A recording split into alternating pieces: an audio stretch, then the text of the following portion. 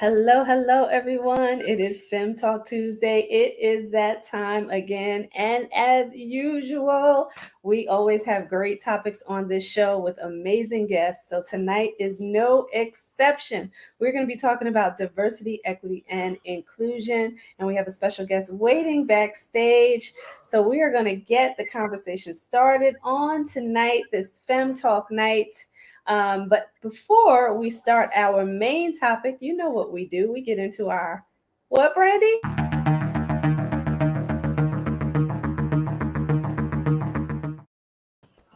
Hot topic. Hello, Fem Talkers. Hello, hello. So I just have to say, right, if you guys could see us backstage before the show starts, pandemonium. Pandemonium is fun, though. all in fun, all in fun. Good evening, Carlette. Good evening, Carlette. Good to have you here. That was our special guest last week, everyone. Miss Carlette. Yes. Yes. So, Brandy, tell us about this hot topic. So I was scrolling the Google feed the other day, and I saw on there that Amber Heard, who recently lost a trial against Johnny Depp, had started a GoFundMe page that was quickly shut down. Now they're saying it was a scam. Somebody was trying to put it up on her behalf. I'm not sure I believe that. Me either. Because there's also been reports that like her lawyer even said like she can't afford 10 point whatever $1 million she's supposed to pay in damages for defamation and all that. So I'm like, And then to add insult to injury, Johnny Depp then goes out and spends $62,000 on a celebratory dinner. But the whole time she's been renting a 22 point some odd $1,000 mansion, condo, something this whole time. I'm like, Sounds like I need to insert a little relevance in my life. So let's see. I need a few people to talk about me and think about me. I'm still going to spend this money. I don't want to pay him any money. But I just need a name out there. I think she was just banking on it, the verdict going the other way. Right. And I think it was an assumption on their behalf as well that because it went one way in UK, it was going to go the same way here. But in America, it's like who has the better pool? And we all know Johnny Depp got a deeper network. So there's that. So y'all guys, I thought so note to everybody out there, don't go fund Amber. Right. Or the fake Amber. Don't do it. Right. Don't do it. Well, even the real let her get her own money. And then on top of that, y'all, I saw something else said they was gonna try and pull her out of Aquaman. The already made and shown movie. The second one. There's a second one in production. Yeah. They might not want to. She need the money. Well, I don't know because I'm confused. I was like, how do you pull somebody out of a production that's nearly complete? Yeah. Like you gonna spend all that money to go back and delete scenes for what?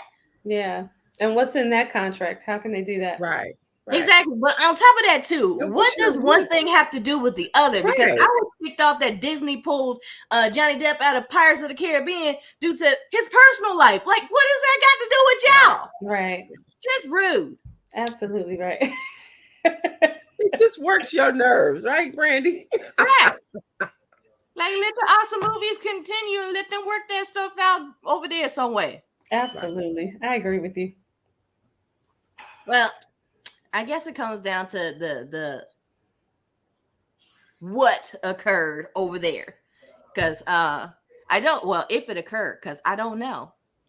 With actors, you never know what actually transpired or not. Mm-hmm. Like your job is to portray something, whether or not it actually happened. Mm-hmm. That's right. Mm-hmm. So if there was actually sexual abuse, physical abuse, verbal abuse, then by all means, it should probably be known. But if there wasn't and was just more of a, well, I didn't get my way, so let me throw you on the bus as hard as I can. You don't know which one it was. How many people that I can get to say it as well?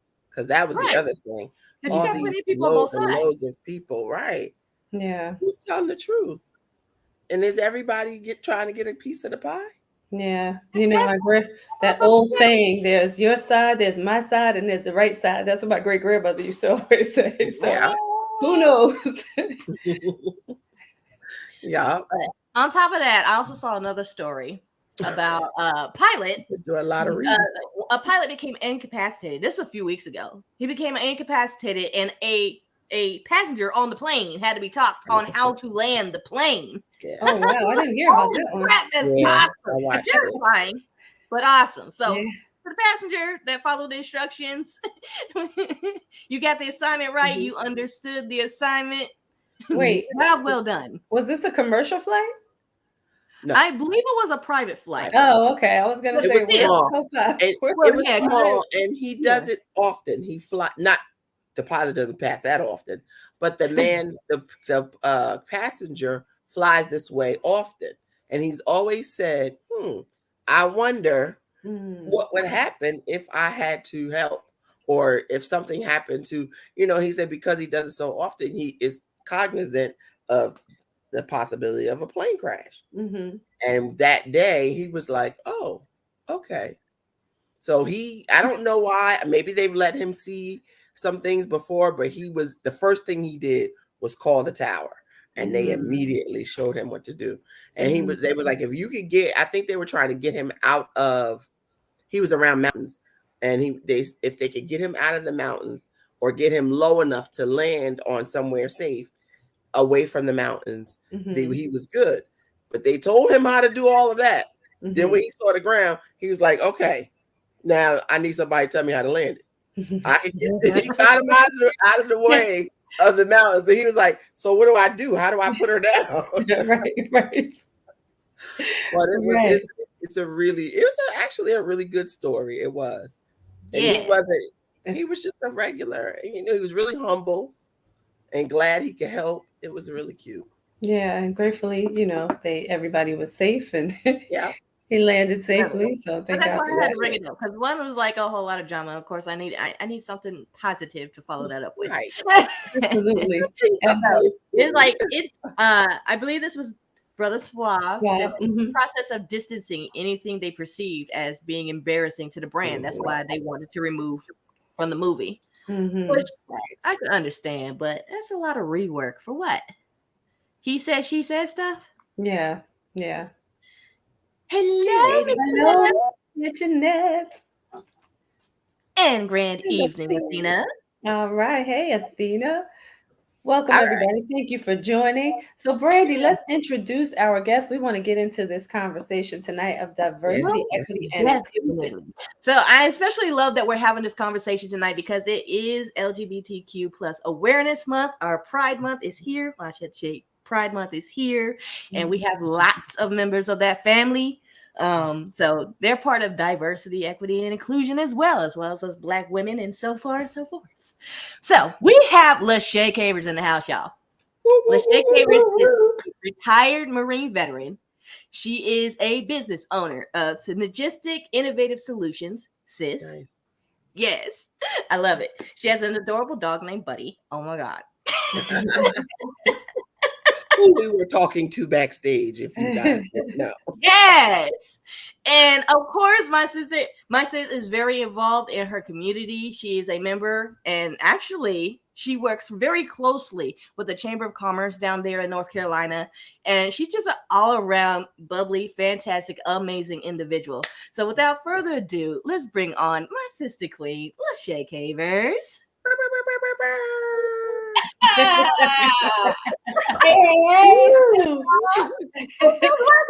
Hey. Thank you so much for allowing me to be on this awesome show. Awesome show. I love the intro. I love the commercials. I love everything about it. Yes, thank you. I was backstage listening to the hot topics. And that whole Amber Heard thing. I actually did watch some of the trial, and I watched some of her cross-examination. Johnny had a really good lawyer. I can't say the same for Amber, and she struggled a little bit. And then, poor Amber got caught in some lies on stage. So Good evening. Thank you, Mrs. Is that Suave? Is that the Suave? Did I say it right? Suave. Thank you. Hi.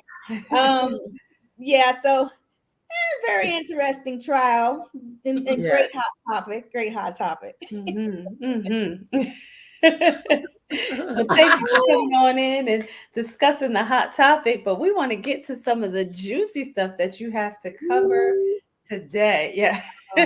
So I like to go and look up these definitions and give people a little bit of, what they say diversity, equity, and inclusion is. So I just want to read you. There was a website that broke down the three words, right? So it says diversity is the presence of differences that may include race, gender, religion, sexual orientation, ethnicity, nationality, socioeconomic status, language, disability, age, religious commitment, or political perspective.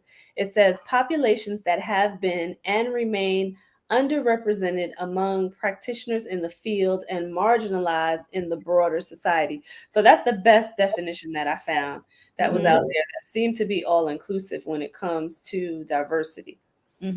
That's a great definition. Okay. So I'm going to go on to equity, and then I'll do inclusion, and then you can tell us, what it really means, and especially how what it looks like, really, right? Real look. Equity is promoting justice, impartiality, and fairness within the procedures, processes, and distribution of resources by institutions or systems. Tackling equity issues requires an understanding of the root causes of outcome disparities within our society. And that's the equity part of it. And then the inclusion is an outcome to ensure those that are diverse actually feel and or are welcomed. Inclusion outcomes are met when you or your institution or your program are truly inviting to all, to the degree to which diverse individuals are able to participate fully in the decision-making processes and development opportunities within an organization or group. And I'm just going to add or system again on there because I love how they put system in the equity definition. Right. And that's the way it's supposed to be. Right.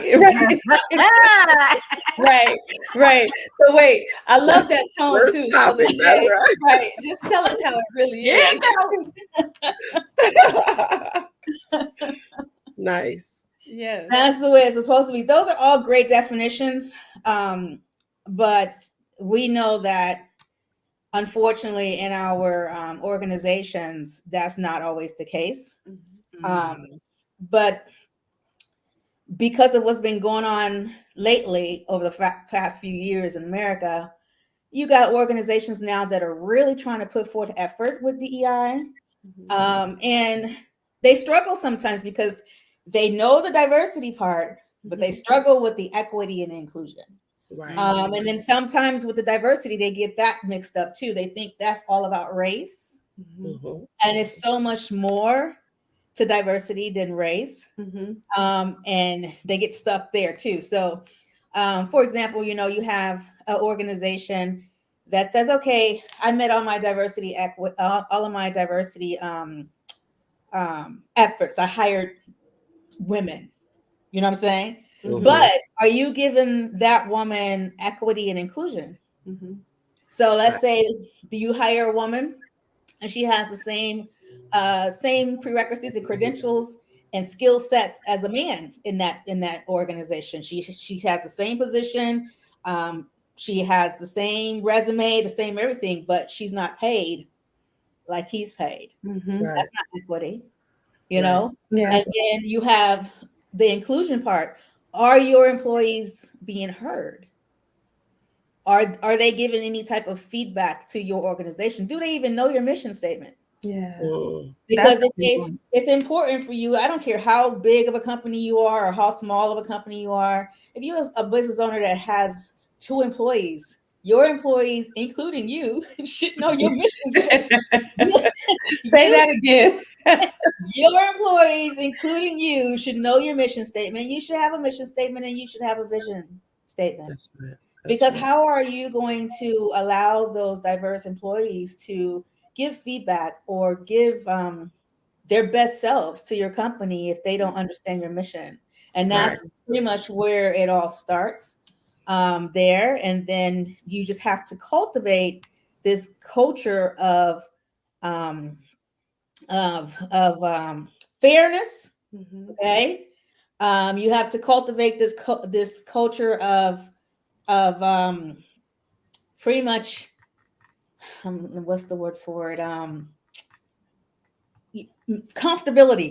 You know, yeah, you the boss. People know. I can use the Marine Corps as an example. My Marines knew I outranked them. They knew, that I was the gunny. They knew not to cross boundaries. They knew that I can get to category 5. But most of the time, I didn't have to because there was a sense of respect there, right? Right. And even though they were younger than me, they were lower ranking than me, I still Well, technical difficulty. So it sounded like she was going to say that those that were lower ranking from her, she also. did you guys hear that? Do I need to say it again? There you go. Yep, say it again. You froze for a second. Yeah.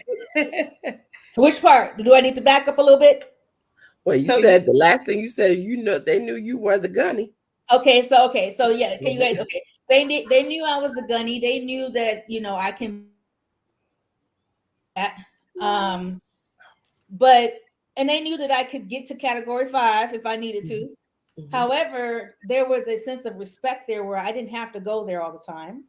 And I respected them because I also understood, even though they were younger than me, lower ranking than me, different races, genders, or whatever, I knew that we all had the same mission, right? One was our MOS was food service, so to provide the best quality chow to service members in garrison, in the field, and while deployed. And then as Marines, to protect and serve this country. So we all was on the same team. And I respected the fact that they went to boot camp just like I did. I just went a little earlier than they did. And I wasn't afraid to learn from them because they were super smart. That's right. Yeah. From all different backgrounds and cultures. And that's where you have to be when you're the boss, or where you should be when you're the boss in your own company. And sometimes it's based on personality. Sometimes we're, as people, period, we're not that person. We're not that people person. We're not the hugger. we sometimes we the urchin. We just like numbers and that's it. Don't touch me. We the dolphin. Oh, we like to party and have fun. We the shark. It's all about work and business. We the whale. We just want to help people. You know what I'm saying? So you have to figure out which one you are as the boss, and then figure out your whole entire company who they are. That's right. And then find a way to include everybody to make your organization move forward. Yeah. And that's what all 3 of them are about: diversity, equity, and inclusion. And make sure that it's equal across the board, that you're giving everybody that same voice, if and do your performance evaluations. That's right. That's right. Whether you do them quarterly, semi-annually, or annual performance evaluations, you'll learn a lot about your people just based on their performance and what they can bring to the table. Yeah. And the last company that I worked for, we did it in reverse also, where the staff would rate the managers as well. And I thought that was great because you need that. That's that respect that you're talking about. And it makes people feel heard, especially if you do something about it once you get those reviews. Yes. I just thought it was good to do it the other way. That is and somebody great. noted that those are characteristics of a good leader. That's exactly where my mind was going when you were saying knowing them. You don't have to be friends with them, but know your team and their attributes, their strengths and their weaknesses, and the evaluations help you with that. And be approachable. Yes. Be approachable. And then, and it all starts also during your hiring process, knowing that, there's a good fit, and then having, retention indicators in place, and having something that involves the entire team, keep them involved. And then also, paying attention to pay equity. Mm-hmm. Don't be afraid to give raises. Don't be your business is thriving. Yeah. You making all this money. That's right. And your employees are getting crumbs. But if it wasn't for those employees, you wouldn't have no business. That's right. Well, And you should be excited about the fact that you are providing an income, like that you are capable and you have the skill set and you have the tenacity and the courage, right? Because running a business takes all of that, all right? And you actually can help a family sustain. That's right. Pay their bills, send their kids to school, or whatever it may be. Yeah. And so that's why it's important for you to do those performance evaluations, set those boundaries from the hiring process. You know what I'm saying? Mm-hmm. Have your non-discrimination policies in place, because that has to do with a lot of diversity, equity, and inclusion, right? Not and then expect what your job description has them to have them do. Yeah. And then pay them where they see fit. Equity. That's right. I have two questions for you. The first question is, because some companies that I was employed at, they only did those trainings where you go online, you watch a little video about diversity, equity, and inclusion, and then that's end of story, right? You don't talk about it anymore. There's no changes happening, right? We know that the women are making less than the men, people are not being heard. So what else should companies do, rather large or small, to make their employees aware of diversity, equity, and inclusion, and then also to make sure that there is the inclusion part happening, right? Mm-hmm. That system that you just described is like a check in the box. Mm-hmm. And that drives me That's nuts. right. That's not DEI. That's checking the box if someone ever wanted to come and check me and see if I did this. Right. Right. That was more for compliance. Right. There you go. Having a conversation with your team, and it's not going to always be an easy conversation. That's right. Because see, where there's ignorance, there's hard to talk about it. Yeah. Ding ding ding ding ding ding Yeah. ding ding. That's right. Yeah. And sometimes we as culture, I'm being politically correct, as culture have to kind of get past this is easier said than done, offensive part, and use those opportunities to educate. Mm-hmm. Yeah. Because there are some who just don't know. They've never been around diverse people, and we're not just talking about Black people, we're talking about everybody. Mm-hmm. Right. Never been around diverse people, never know how it works in the household, don't understand any of that. And when there is a gap, when there is oh my God, I'm about to fall through this crack, that's your opportunity to create that ambiance of approachable conversation, but by making those who don't understand or who are ignorant to it feel comfortable enough to listen to you. Right. And that's not going to happen when you got both of you rah.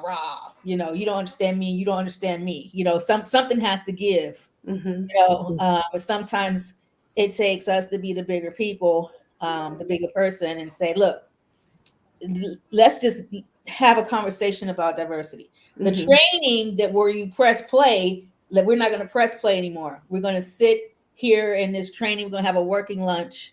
I'm going to talk about how diversity affects our company. Do you feel like you're being heard? And if you're not, how do we change that? What are some of the recommendations that you would suggest that you that we change to make you feel more included in our company? But that, like you said, Shima, that starts with leadership. Yeah. And if leadership is ignorant, and if leadership is ego, and if leadership is narcissist, and so goes the we whole got company. a problem. And if you are working for that, Yeah. don't be afraid to go and find another job. Right. That's right. Say bye-bye. Yeah. I did want to touch on what try not to put yourself in a position where you're stuck at a job. Mm-hmm. Right. Always be learning at every possibility that you can, every opportunity that you get to improve in your skill set, whatever that may be, so you can be included, Mm-hmm. so you can have the equity that you deserve, Mm-hmm. so that you can possibly be the boss and make it better for your employees. Mm-hmm. So you don't find yourself stuck at a job that you don't want to be at because you have to be there. That's right. And then you're working for someone who just, I mean, unfortunately, there are a set of people out there that just won't ever get it. Mm-hmm. Right. Won't ever change That's their right. mindset about diversity, equity, inclusion. Like you had mentioned about the LGBTQ, there's just people that are not ready for that community. Mm-hmm. And based on whatever they may believe in, whatever they may have grown up with, or whatever, they may not ever get there. Yeah. That's unfortunate. it is. You're more worried about who somebody else is dealing with relationship wise, or how they identify, with the fact that first and foremost that is a fellow human being. Mm-hmm. Right. And you just, it's hard when you are this is where emotional intelligence comes in at,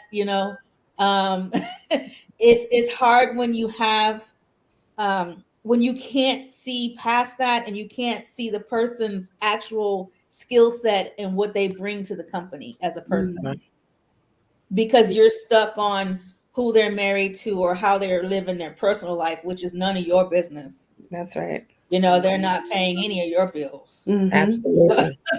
They're not taking care of any of your children. So it's you have to learn how, in a workspace, as a boss, as a leader, as a supervisor, as a mid-level manager, you have to figure out how to separate that to bring to find the skill, because everybody has something great to bring to the table. That's why you hire them. You just got to find out what that is. You got to find out what their love language is. You got to find out where they fit in that four, the dolphin, the shark, the whale, the urchin, and and then you employ them in your organization according to that. That's inclusion as well. That's right. Well, that goes to my second question. Wait 1 second, Brady. Let me go to my second my second question, because that really ties in with my second question. So should managers be obsessed with their diversity so much so that they're not hiring the right people? Because I've seen that before too, where it's like, we got to count how many Asians do we have, how many Black people do we have, instead of looking at, is this person qualified to do this job, right? So how do they balance that? That's another check in the box. Mm-hmm. And that has to be brought to their attention. Mm-hmm. I mean, it's obvious to us when we go to work and we like, oh, we have a whole bunch of, Asians versus this, why is that? Mm-hmm. And you usually find that happening when something has happened in the world that has to do with that, right? Mm-hmm. That's right. There's a conflict with Asian Americans now. So now you see a whole organizations hiring a plethora of Asian Americans, and then there is an issue with Native Americans in society. Oh, now we got to go out and hire all the, because we don't want to be looked at as not following through with whatever it is. And it just, and that's lack of training in DEI, pretty much. Right. Yes. That's the first thing that comes to mind. You're not doing it for the right reasons, and that's the first thing that comes to mind. So you need a DEI expert, someone like me, to come in and look at your organization and be like, this, and why did you hire this person, and why are they here, and why are they in this position, and when they're a better fit in this position, that again starts with leadership recognizing that that's what they're doing. Mm-hmm. And then it takes a very courageous soul to say, look, boss, Mm-hmm. you're out of hand. You're out of hand. You're losing it. Most Right. of That's most right. of the time, that's HR. Mm-hmm. Okay, that should be HR saying, look, boss, we met this effort already. Mm-hmm. Right. You know, we're not staying on track on what it is, on why are we hiring this person. Mm-hmm. And that goes back to what I said earlier. They got the D, you know, they missed the E and the I all the time. But Mhm. you know, because That's they're right. so focused on E-I-E-I-O. they're so focused on the diversity part, and they lack in the equity and inclusion. And then Yeah. again, it goes back with the diversity being centered around race, Yeah. and there's so much more to that. Mhm. And that is where the education comes in at. Mm-hmm. Or they Right. just stop at the diversity point and figure, oh, well, we'll get to, because everything is, we have time. We'll get to the inclusion and the equity part later. Yeah. Make sure that we have the diversity right. I'm, And, a and closed-minded person is thinking, if we get that right, the rest will just come. and Mm-hmm. it won't like, and it won't. It needs to work simultaneously. It doesn't. Absolutely. It's not a. It needs to be congruent. Can't be. It has to be all together rolling, because how long is it going to take? And then you're missing out because time is evolving. Mm-hmm. That's what happens 5 years ago, and the DEI effort is different from today in the DEI effort. And because you're just focusing on diversity and not equity and inclusion 5 years ago, you didn't miss the boat. Yeah. That was my question. That's my question. Right. But that's my question right there. Do you think the lack of DEI, actual DEI in this workforce, is the reason why a lot of people are choosing not to come back to the workforce till they absolutely have to? Yeah, I believe anyone who doesn't feel like they're being heard, doesn't feel like they're making a difference, just mundane, mediocre, going to work, clocking in and giving no value, and especially if you are diverse, that's more added to that. Mm-hmm. As a human being, I'm not able to give any type of value, and then I'm Black and not able to give any type of value. It's like that's just double whammy right there. And why should I go to work and work for you when you don't listen to me anyway? I can go sit at home and collect unemployment and get that. I can give more value, on a corner spinning the sign and dancing. Then Somebody's gonna appreciate my spinning. gonna stop and dance with me. You know what I mean? That's right. That's right. That part. And you don't ever want to feel like Jeanette is saying, you don't want to feel like you're just a number, especially when you have taken the time to educate yourself in a field.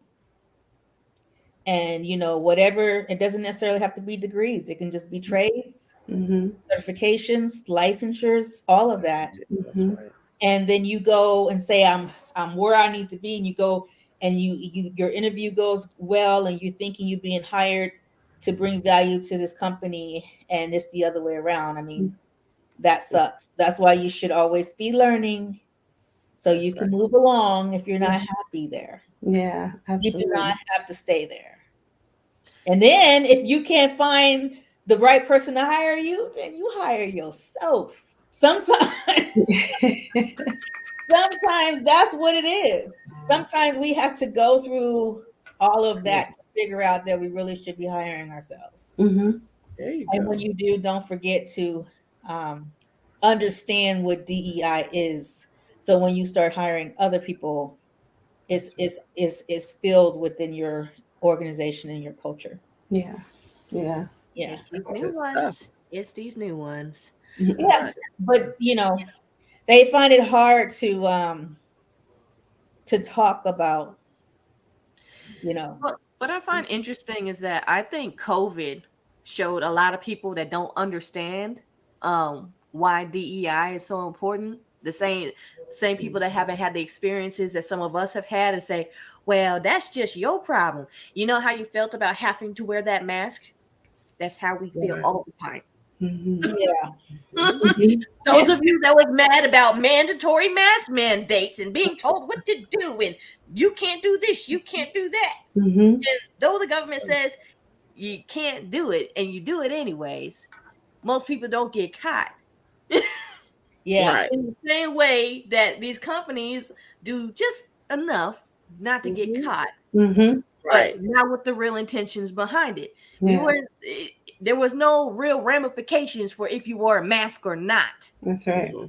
But the real ramifications now that, especially our younger generations are more in tune with actual DEI, what it's like to be treated fairly and how things should actually go. Yeah. So they're not falling for the okie doke, so to speak. Right. And that's why we're seeing our workforce shift the way that it's shifting too. So those of us with the minds to build companies are going to be set apart from those dinosaur companies that refuse to change, because the foundation in which you were originally set up on was never right. You went off of what we can get away with versus what you should actually be doing. Absolutely. So we've reached the point now that companies that want to actually continue to grow and expand in the right direction need our Lashea, our Lasheas in the world, and our AMs and those that have a mind and the patience to actually come in and work with the company to guide them in the right direction, because it's a special group of people. Me, I don't have that kind of patience. It definitely requires patience. When you have when you have leadership that are so used to doing something a certain way, and their panel, looks like them, right. And the board, and some people like to reference it as pale, stale, and male. I like that. Oh yeah. I like that. Stale, and male.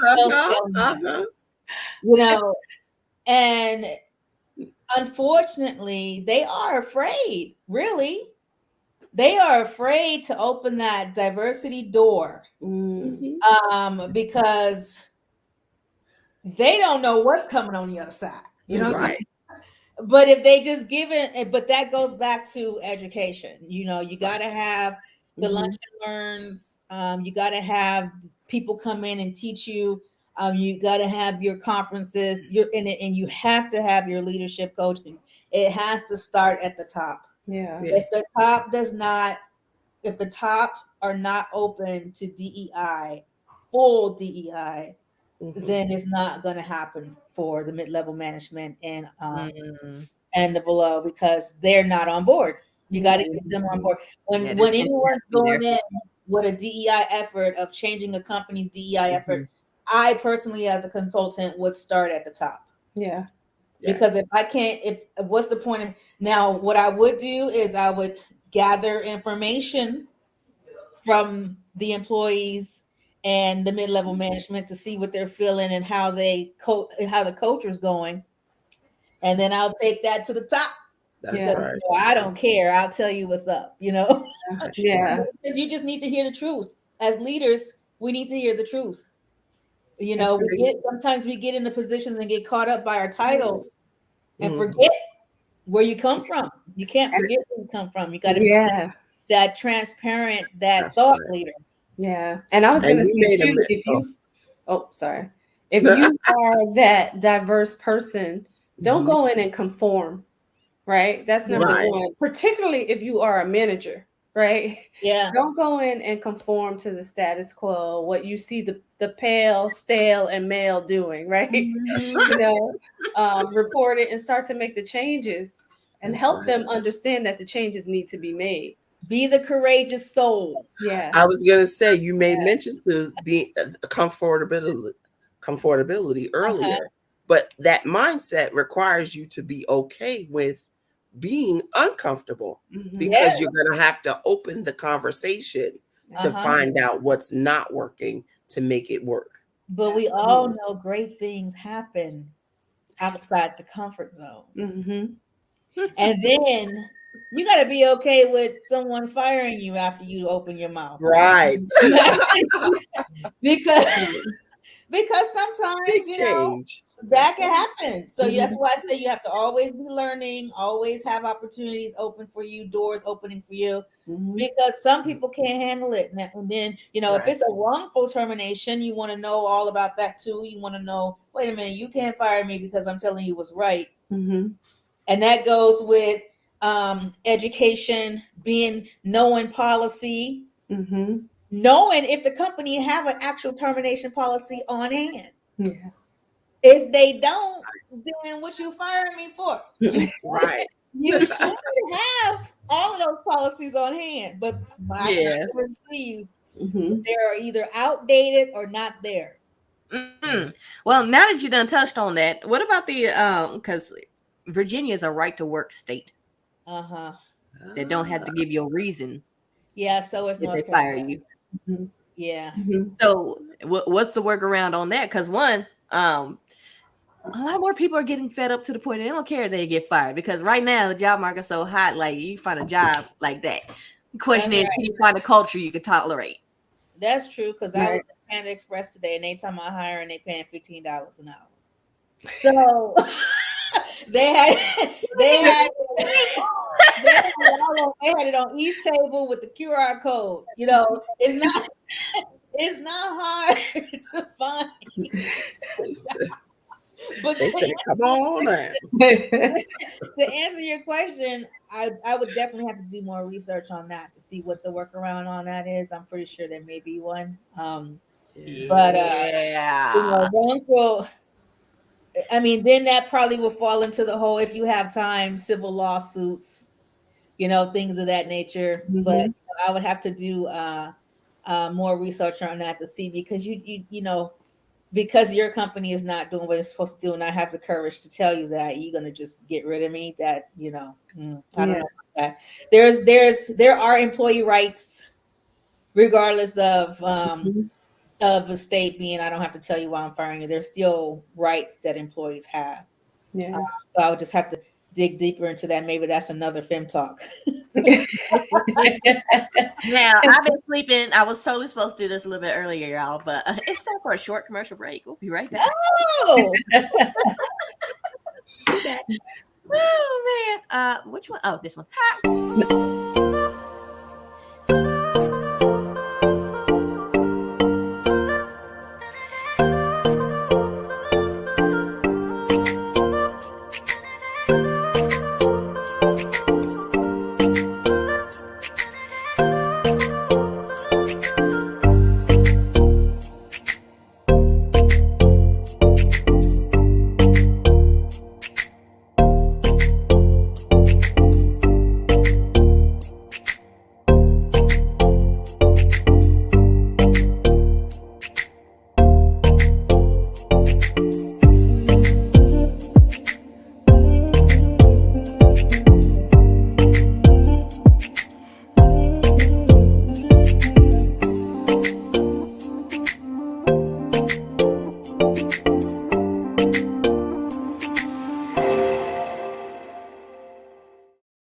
We're back. So before jumping right back into this conversation, guys, I have a short announcement about my company, BPS Digital. I'm actually going to cease all activities with BPS Digital with the exception of existing live stream customers and clients.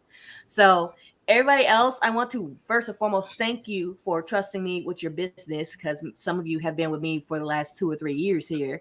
And thank you for helping me grow and evolve as a business owner, and not be scared to say, hey, it's time for me to pivot. And I know you guys are going to love on me regardless, because I don't do it out of spite or anything like that. I like to evolve, and sometimes evolution gets uncomfortable, as we were just saying, but it's necessary. So thank you guys all for that. Go, Brandykins. We love you, Brandy. I love you guys too. So, Lashea, for anybody in one of these companies that they feel like they're beating their head against the wall. Do you believe they should continue working or focusing more on growing themselves to maybe find a better position for themselves? Both. Now, I don't recommend you work somewhere where you're unhappy. That's just that's all on you. You know what I mean? Because again, there are going to be some companies that just won't change the way they do business because they in that mindset. If it's not broke, then why don't try to fix it? But they don't realize. You know what I mean? And so that's why I encourage you to work on yourself and grow yourself and grow your skill sets. Figure out what it is that you really want to do, and work on that while you're working, and then see if you can actually make a difference within that company. Yeah, There are quite a I love to read. I have audiobooks galore. Right now I'm listening to Never Split the Difference, and it's about negotiation. Negotiating. No means negotiation. we either gonna say yes or negotiate, right? that's right. I And like that. we turn your no into a yes. And then I found that no's comes back around as yeses later in life. When someone tells you no, it's because they can't do it right now. It doesn't necessarily mean they don't want to do it. And if you are or they may not want to do it with you. So, and you got to be okay with that too. But and then get yourself on of listening to or reading 10 pages a day of a good book and getting used to change. And one of my favorite books about change is Who Moved My Cheese. It's very short read, but it helps you understand why change is good. Yeah. Because sometimes we get set in our ways, we get so comfortable in a position at a job that we know it's not working for us, and it's not including us, and it's not giving us, and we're not equal there, but we just there. And you got to ask yourself why. Well, sometimes because we're afraid of change, we're afraid of uncomfortable, we're afraid of success. And there are people who are afraid of success. What if this works? Oh my God, I'm scared. What if I actually do? Me too. I still am to a certain extent, but I'm getting over it. Yeah, what if I go out here and I'd start this business and I actually do make $1 million a year? Ooh, that's scary. And so you gotta work on changing your mindset to being able to accept that you're just that great.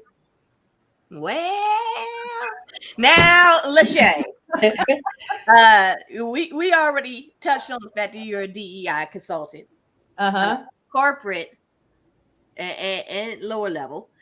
So how would people get a hold of you if they're interested in truly changing the culture towards real DEI within their company? Okay, well, you can put this in the chat. They can send me an email, and that email is info at Grow with Sis. Can I put that? No, you control the chat, huh? Yeah. Info at Grow with Sis is Lashea Cavers. Info at growwithsis.com. Pretty soon I'm revamping my website and making that thing better, but you'll be able to find some info on there pretty soon. So the best way is to send me an email, and let me know what it is that you're trying to do. If you have any DEI efforts in place, because some companies just don't. Some companies don't think about it.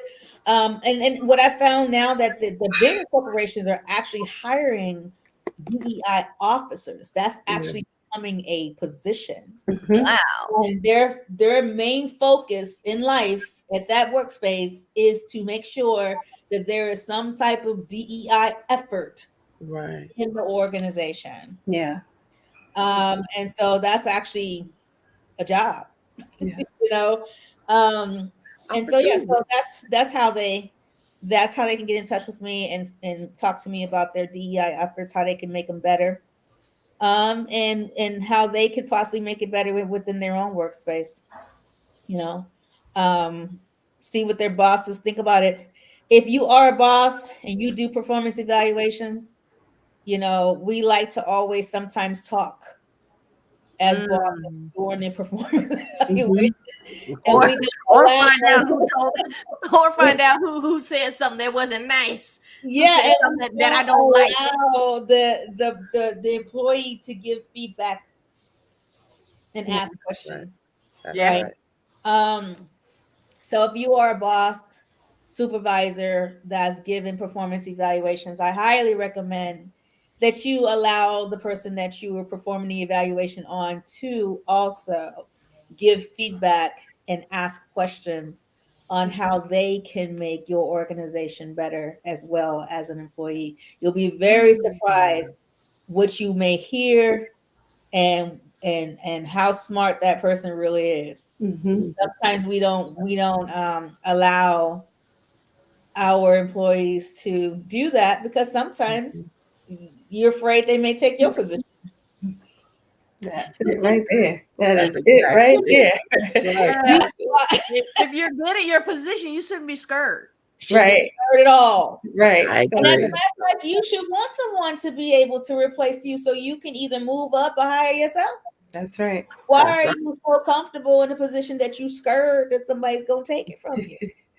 That's right. That's right.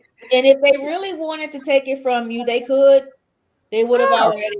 Say that. Sometimes that's not what it's about. That's right. And it's just don't be nasty to each other in the workspace. That's right. It's unnecessary. It's toxic. It creates toxic environments, and the organization don't grow, and it hurts everybody. Yeah, that's right. And that all of it is centered around DEI, not understanding each other. So, yeah. And then earlier you talked a little bit about, you mentioned a civil case, right? So when people want to take some actions with some kind of recourse, where should they start? With an attorney to make sure that that is the right thing to do. An employment attorney, hey, this happened to me at work. And no question is a stupid question. I was at work. This is what's been going on. It's been going on for this many months, this many years. This is their policies. They don't have these policies in place. I wasn't given this in the employee handbook. I wasn't given this non-discrimination policy. I never knew they had a sexual assault policy, things of those natures. And then talk to the attorney about it and say, what are my rights as an employee? Yeah. What about, that's good. Well, you probably wouldn't know this, but any attorney friends that might jump on this or come across this at any point in time, them emails, the one that says the confidentiality clause at the bottom of them. What about them? Do they actually cover anything? Because a lot of things that can lock people in to the things that they claim aren't going on is in writing, is right there. But that's why they have that confidentiality clause. And my thing is, if you're on the up and up, why have a confidentiality clause? As far as the workplace is concerned? Yeah. Most of the times, those confidentiality clauses are not in the non-discrimination policies. They're more in the I guess more in the if you leave the company, you can't go tell people about our marketing strategies. More informational. It's more for the player or person that you answer to, or vice versa, is talking to you crazy via email. Oh, you can say listen. All of that becomes evidence. That's perfect. I was gonna say. That's why I'm asking, because that's why a lot of these companies put that in there. But that I don't think a lot of them understand. Like, that doesn't cover your butt if you mistreating employees. But that shows it right there that they're not even thinking about that facet. They're thinking about that they probably didn't consult. They probably didn't consult with their attorney, either their corporate attorney, to make sure that that's even the way. I mean, I'm not an attorney, so you would get these answers better from an attorney, but they may have not consulted to say, are these policies right, and are they in accordance with the state of Virginia, with the state of California? Yeah. Because each state has their own corporate laws. Yeah. Right. So if you're running 3 companies, you got one in Virginia, you got one in South Carolina, you got one in California, they're all going to be ran differently when it comes to corporate law because they're in different states. Yeah. And you want to make sure that you have policies in place for each state. Yeah.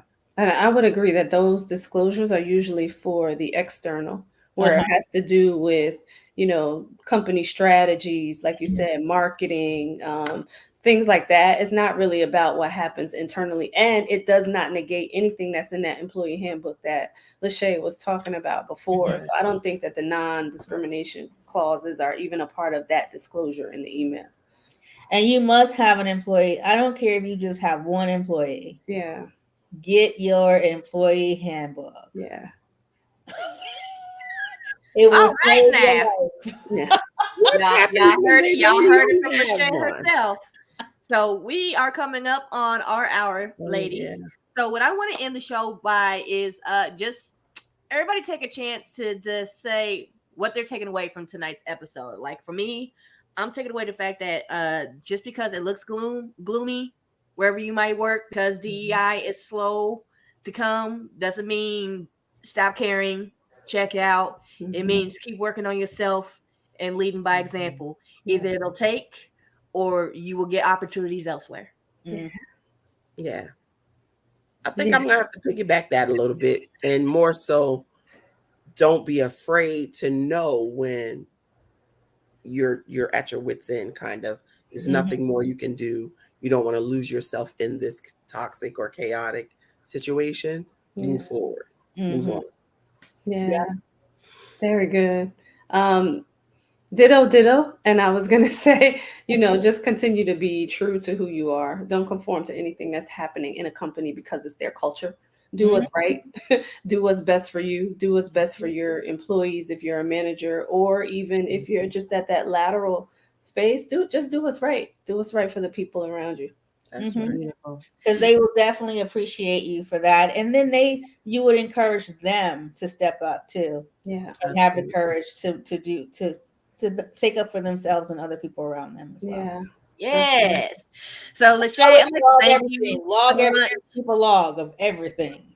Yes. And Lashea, I'd like to thank you so much on behalf of the Fem Talk crew here for sharing your time with us this fine evening, and your knowledge, and just being so transparent and open about it. So with that, guys, that's the end of tonight's show. Join us next Thursday. Oh, wait, Tuesday. One of the tea days. Next Tuesday. Next Tuesday. And we'll see you guys again soon. Yay. Good night, everybody. Bye-bye.